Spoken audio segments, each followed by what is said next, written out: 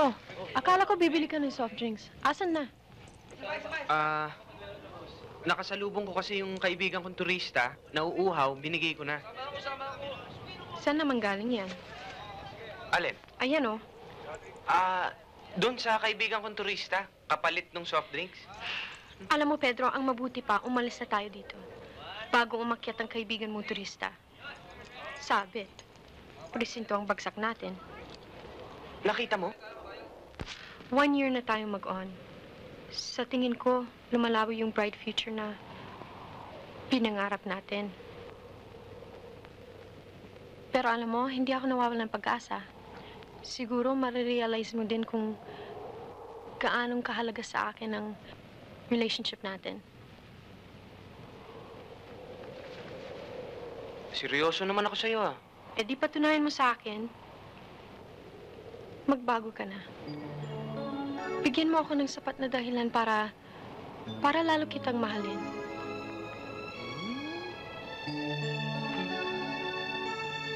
Hindi.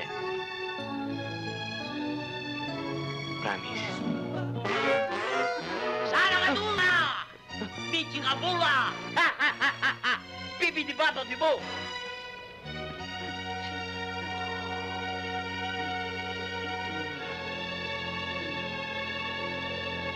Ikaw nga! Ikaw!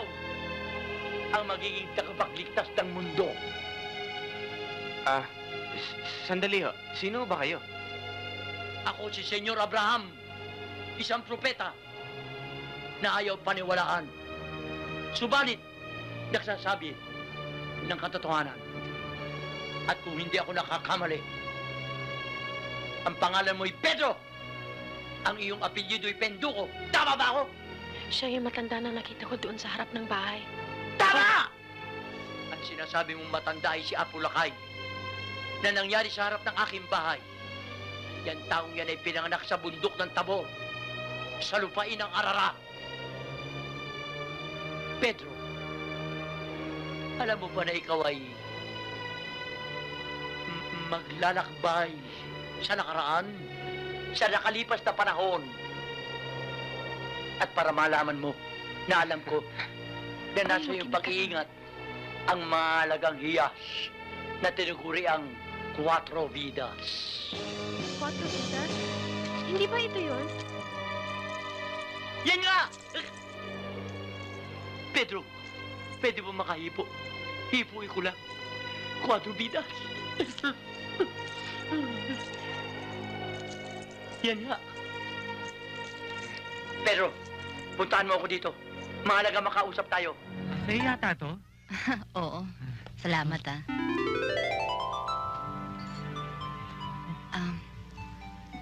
Salamat din sa'yo. Siguro, kung wala ka doon kanina, baka kung ano nangyari sa akin. Ay! Wala yan. Okay lang yan. Ano wala yun? Halos magkabasag-basag ang mukha na sa pagtatanggol sa kanya, eh. Oo, dapat naman may konting pasasalamat. May bayan? Hindi ka na kayo. Mukhang bago kaya sa lugar namin. Oo nga. Actually, naghahanap nga ako ng matitirahan. Matitirahan? Eto, meron.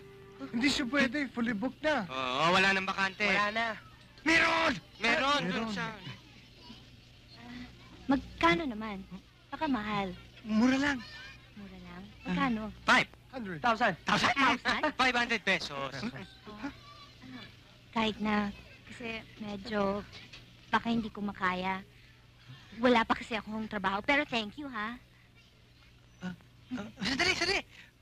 Trabaho? Magagawa natin ng paraan yan. Di ba kailangan natin katulong? Hindi.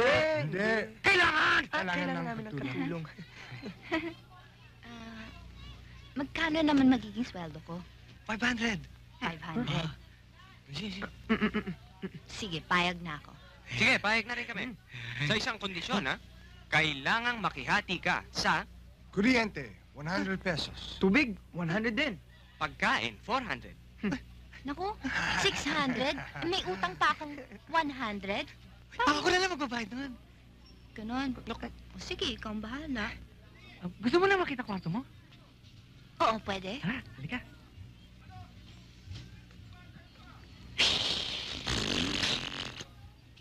Ganda niya, no? Ang pangit mo. Sir, tawag niyo raw ako, sir. Oh, Clark, meron akong ipatatrabaho sa'yo. Ano nangyari sa'yo? Napalaban ako sa 6 na tambay doon sa lugar namin, eh. 6? Oo, Ade, na-hospital ka. na-hospital ho. Sila. Sila! Pamatibay ka talaga. Bicolano ka talaga. Orago, sir. Uragon nga. O, ito, may trabaho ipagagawa ko sa'yo. Wala na tayong mga detective. Ah. Bigay ko sa'yo para matuto ka na rin. Meron kang hahanaping erederang nawawala. Saan ko hanapin, sir?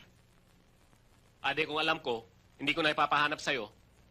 Sir, gusto ko lang ipaalam sa inyo na bago tayo mag-usap, anumang transaksyon na bababa sa 1 milyon, hindi ko tatanggapin. Ano ka mo? Anong pinagsasabi mong 1 milyon? Gusto mong sibaking kitang 1 milyong beses? Ha? Isa, dalawa, tatlo. Sir, Ha? hindi na ho. Hanapin ko na ho. Huh. Hanapin ko na ho. Ito, retrato. Yan ho bang hanapin ko? Hindi, yan ang nanay. Yung sanggol na bitbit niya, yon ang hahanapin mo. Ilang taon na ho ba yung batang yan? Hindi na bata yung Clark. 24 anyos na yan. Yan ang nawawalang eredera. Siya ay isang bilyonarya. Paano ko naman hanapin yung batang yan? 24 anyos na yan. Ade, problema mo na yan. Clark, walang Bicolanong mahina. Lahat ng Bicolano uragon, di ba? Yes, sir. Lahat ng Bicolano, rago. Hanapin ko, sir. Patay man o buhay. Bugay! Bugay! Asa ka?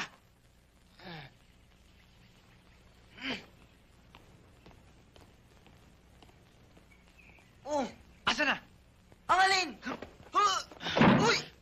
Asa na sabi? Ang alin nga sabi? Yung mga bagay na ninakaw mo sa mga tao na aksidente.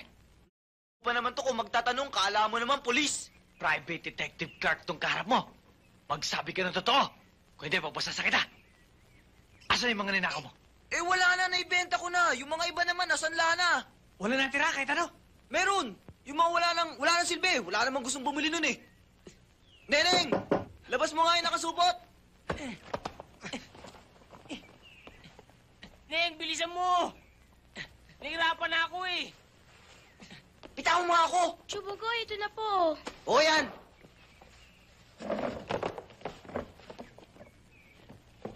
Ano ba yung hinahanap mo? Huwag kang magulo. Trabahang pulis to.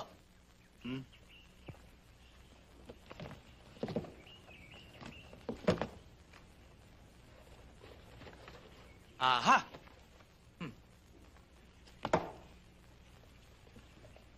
Aha! Aha!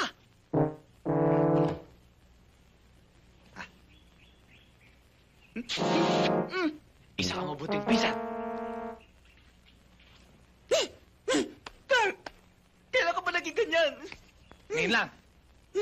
Trabaho lang to. Siya na nga.